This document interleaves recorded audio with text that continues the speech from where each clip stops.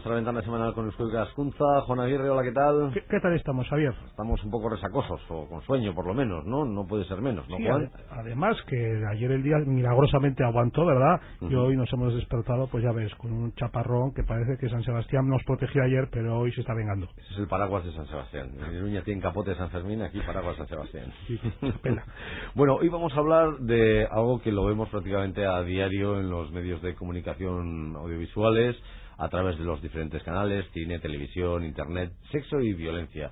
Se ha hablado muchísimo sobre los límites de los códigos éticos, pero pocas veces quizás se ha hecho un estudio tan exhaustivo de lo que realmente vemos, lo que realmente tenemos y sacar unas cuantas conclusiones, ¿no? Pues sí, esa ha sido la tarea que nuestro invitado de hoy ha emprendido y que me parece apasionante. Es recopilar representaciones visuales, hechos prácticos, del sexo y de la violencia en la prensa, en el cine, en la televisión, en internet, y a partir de este muestrario analizar cuáles son las características comunes, los límites, las convenciones, y ver, bueno, según las conclusiones que de aquí se pueden obtener, cuáles son los códigos morales que rigen en nuestra sociedad respecto a los medios audiovisuales. Nuestro invitado es Santi Urrutia Izaguirre, es profesor de Sociología de la Facultad de Ciencias Sociales y de la Comunicación de la Universidad del País Vasco, y por ese trabajo, que se titula Los límites de las representaciones visuales, imágenes de sexo y violencia en el cine y los medios vascos, mereció la beca Ángel de Apraiz de Euskadi Askunza.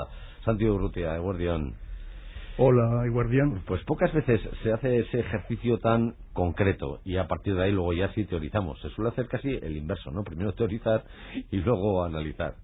Por desgracia, digo.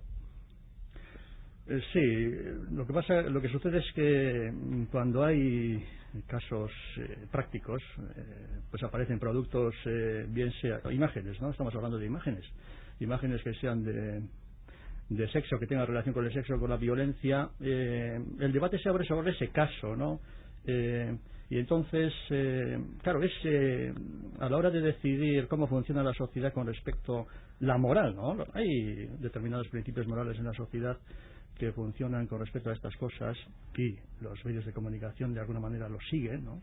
Pero no se suele hablar de esa manera. Funcionan los códigos tácitos, ¿no? Y el debate se produce, o la polémica se produce con los casos concretos. ¿Qué pasa con este caso concreto, bien sea en publicidad, bien sea en cualquier una imagen que aparece de violencia, que aparece en un medio, ¿no? Por ejemplo. Según Santi, sí, buenos días. A mí su trabajo, tengo que decirlo, que me ha impresionado bastante, y una de las primeras revelaciones que nosotros pensamos que nuestros tabúes, nuestros códigos morales son un poco universales, intemporales, ¿verdad? Pero sin embargo, usted demuestra clarísimamente que bueno, esto también cambia, evoluciona la representación de la violencia y del sexo, y cada sociedad tiene un poco su grado de tolerancia. Por ejemplo, usted explica muy bien cómo las ejecuciones de los reos condenados a muerte antes eran antiguamente un espectáculo público de masas que reunía a miles de personas en las plazas públicas. Hoy se oculta, ¿no? El caso de Saddam Hussein hace 2 años se dio publicidad mundial a su ahorcamiento, pero se hurtó a la mirada ese hecho. Es así, ¿no? Evolucionan los tabúes. Sí, el tema es que cada sociedad, en cada época, tiene determinados, digamos, códigos o determinados principios. Son morales, al final son principios éticos o morales o religiosos, que establecen más o menos claramente en cada época los límites. Y esto, en nuestra época, por ejemplo, es evidente que los límites que tenemos aquí entre nosotros, en nuestra sociedad, en la sociedad occidental en general, de alguna manera, son diferentes con otras sociedades, con otras culturas como las culturas islámicas o culturas asiáticas, ¿no? Son códigos, funcionan códigos diferentes a la hora de representar estos elementos en imágenes. En nuestra misma sociedad, en la sociedad occidental,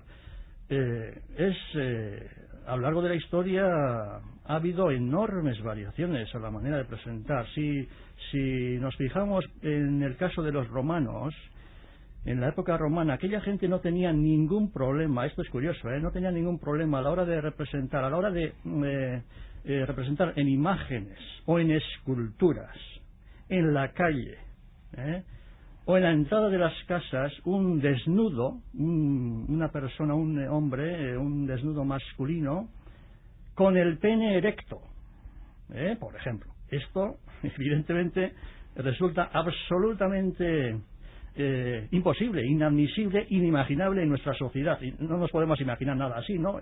Estamos hablando del espacio público, claro. Nadie se imagina algo así en la estación del metro, ¿no? O en una plaza. Esto lo hacían los romanos, sin embargo, era normal para ellos. Los límites eran de otro tipo. Luego, por ejemplo, estamos hablando de nuestra misma sociedad occidental, con el cristianismo, en la Edad Media, por ejemplo. Pues resulta que las esculturas o grabados representaban en las iglesias, representaban desnudos masculinos y femeninos. Había representaciones explícitas de genitales masculinos, femeninos. Había representaciones de sexo explícito. O sea, las iglesias románicas, por ejemplo, en nuestro entorno, no hay que ir muy lejos, están llenas de ese tipo de representaciones que para nosotros sería inadmisible en nuestra época. Son pornográficas. Son únicamente admisibles espacio privado. Usted ha dicho espacio privado, espacio público, y eso es una distinción muy importante que se da a partir del siglo XVI. ¿Cómo fue ese cambio? Porque nosotros admitimos que en privado podemos ver lo que no podemos ver en el ámbito público. Sí, esta manera de diferenciar los espacios, como lo hacemos nosotros, porque siempre se diferencia el espacio público y el privado, ¿verdad? Pero tal como lo hacemos nosotros, se desarrolló a partir del Renacimiento en Occidente. Ocurre una cosa, y es que, por una parte, la nobleza, porque al comienzo fue un tema de la nobleza se fue refinando. Recibía una educación cada vez más refinada. Esto significaba a nivel de representaciones, por ejemplo, que descartaban o eliminaban las imágenes en principio, entre comillas, desagradables. Y esto, pero claro, esta nobleza, con respecto a las imágenes de sexo, empezó a tener un comportamiento muy peculiar. Por ejemplo, por una parte en el espacio público las imágenes eran recatadas, pero esta misma gente encargaba a los pintores imágenes de desnudos, de forma que a nivel público, a nivel exterior,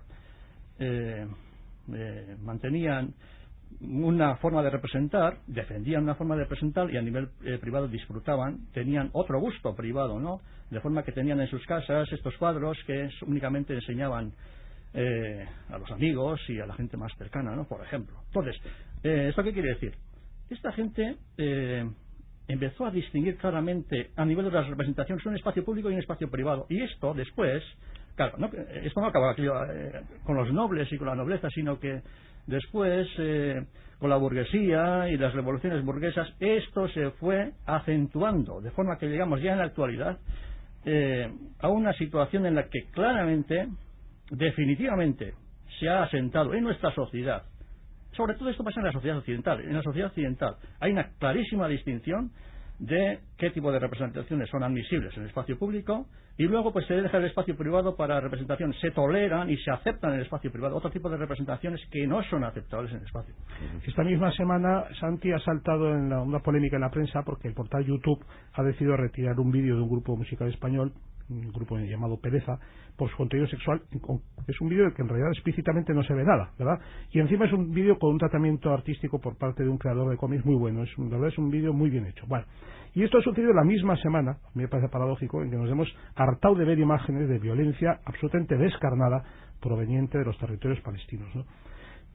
Evidentemente somos mucho más tolerantes socialmente a la violencia que al sexo. Cuando yo creo que también existe, usted utiliza en algún momento en su trabajo la expresión pornografía de la violencia. Eso existe, ¿verdad? Sí, bueno, el tema es que por una parte hay la violencia y el sexo, aunque sean dos elementos siempre de actualidad por la polémica que crean, y tienen elementos semejantes, en otras cosas sin embargo son muy diferentes, ¿no? Es decir, con la violencia nos podemos encontrar en el espacio público, pues digamos, la violencia es que surge de improviso y digamos que nos parece más, es decir, eso ocurre así en nuestra sociedad y en todas las sociedades. Un hecho violento podemos asistir en la calle, bien sea porque hay conflictos, lo que sea, ¿no? Violencia ejercida por una persona contra otra, lo que sea. Podemos, sin embargo, en la calle es difícil asistir en nuestra sociedad en el caso del sexo, pues a ver relaciones sexuales. Eso es inadmisible. Y en ese sentido, la naturaleza del sexo y la violencia no es igual, es muy diferente. Pero en el caso del vídeo, aquí ocurre otra cosa. Claro, este vídeo de Pereza muestra una masturbación femenina, aunque sea implícita, es decir, no hay imágenes explícitas. Y en el espacio público, de alguna manera este vídeo, pues claro, funciona en el espacio público. El espacio público, pues hay alguna especie, algo que tiene que ver con una especie de tabú, en algunos casos con la masturbación femenina, aunque en otros casos no ocurre lo mismo, que no ocurre, en otras situaciones no ocurre, pero ocurre más de una vez. Y luego está la cercanía y la lejanía, ¿no? Por ejemplo, no vemos cadáveres del 11S, pero vemos cantidad de muertos por cualquier desastre si ocurren en la India. O vimos, por ejemplo, a los niños desnudos en la época del franquismo cuando se nos pedía dinero para la limosna porque eran africanos, pero eso es impensable que nos los mostraran a los de aquí, desnudos. O sea, esa relación también de cercanía y lejanía también condiciona estos códigos, ¿no? Sí, evidentemente, ese aspecto funciona claramente. Ahí hay un elemento dentro de la cercanía y la lejanía, que es el anonimato o la identificación. Es decir, es mucho más fácil que se representen, que aparezcan imágenes en el espacio público, bien sea de violencia o relacionadas con la desnudez y tal, si las personas aparecen como anónimas. ¿Por qué? Y claro, cuando se trata de una víctima de la propia sociedad, en el caso de la violencia, esa víctima siempre está automáticamente identificada y, por lo tanto, cuando una persona aparece identificada, una víctima aparece identificada, ya aparecen otros códigos de funcionamiento en cuanto a respeto con el que hay que tratar esas imágenes de esa víctima que está identificada. Ahora, si no está identificada, no ocurre así.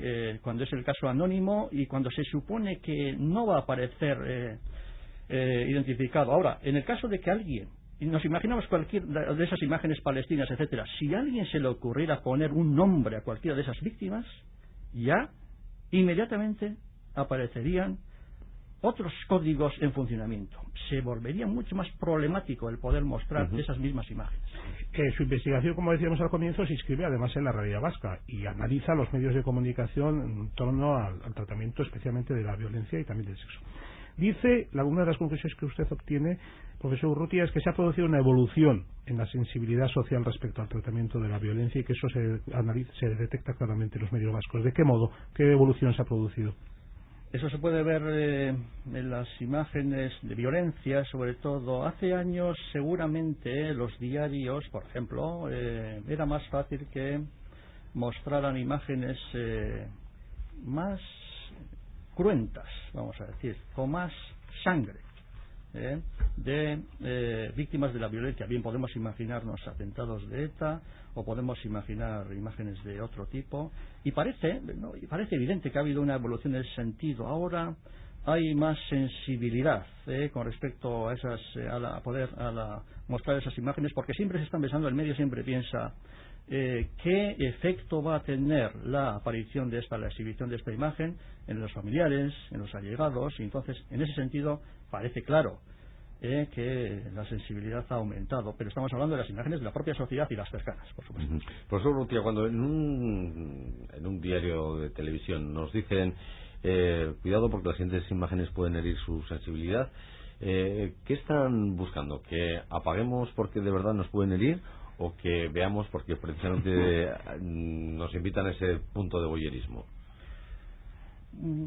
Bueno, lo que está claro es que de esa forma el medio de comunicación se justifica de antemano ante la posibilidad de recibir algún tipo de crítica, ¿no? O sea, que no ha hecho el trabajo que tenía que hacer previamente.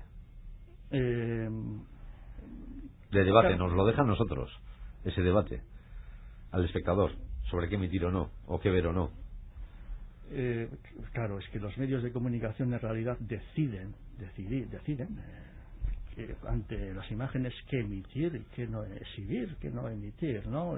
Los diarios lo mismo, la televisión lo mismo. Entonces, claro, En algún caso, cuando se habla de este tipo de lema, las imágenes, la sensibilidad que puede herirse con estas imágenes, quizás en otra época tenía sentido porque un medio se podía debatir realmente entre, por una parte, la necesidad de mostrar las imágenes por alguna razón, por denunciarlas, una situación, etcétera, y por otra parte la posibilidad de que esas imágenes pudieran perturbar.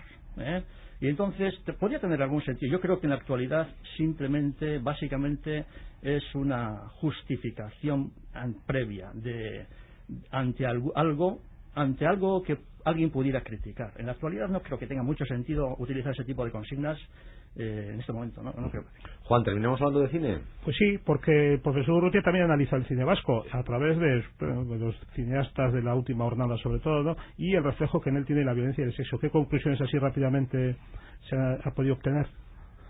Bueno, la violencia en el cine vasco, en los directores, es muy variable. Hay directores o hay películas en las que prácticamente la violencia es absolutamente implícita. Hay directores que no utilizan la sangre. Sin embargo, otros lo utilizan de manera muy profusa. Por una parte podemos poner cuando las películas reconstruyen hechos históricos, por ejemplo del conflicto de vasco, etcétera, de ETA, etcétera, parece como que los directores son mucho más reticentes a utilizar, son mucho más sutiles, ¿no? Y en cambio, cuando otros directores abordan absolutamente la ficción, y son películas de acción y violentas, entonces no tienen ningún reparo.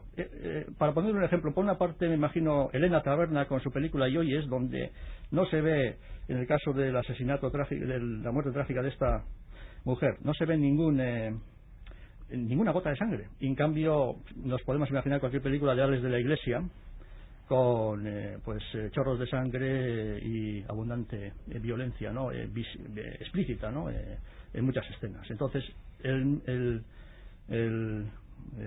cine vasco hace de todo. En cuanto al sexo, hay directores que son capaces de transgredir los límites con éxito, es decir, imágenes que en principio podrían ser tabú para el espacio público, conseguir que sean aceptables en el espacio público. Eso lo hace Julio Medem con las imágenes de sexo, por ejemplo, en Lucía y el sexo, ¿no? Es decir, es capaz de meter una imagen de penes erectos sin que plantee problemas, y eso es una capacidad que poseen algunos artistas, ¿no? De poder superar las barreras por la calidad artística que se le supone al producto.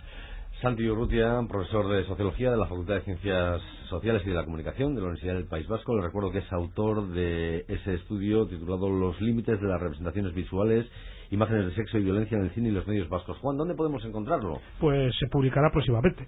Se publicará próximamente, así que estaremos atentos, digo, por si alguien nos llama, para que sepa que va a ser de reciente publicación. Profesor, muchas gracias. Gracias a vosotros. Eskerrik asko, Juan. Eskerrik asko, agur.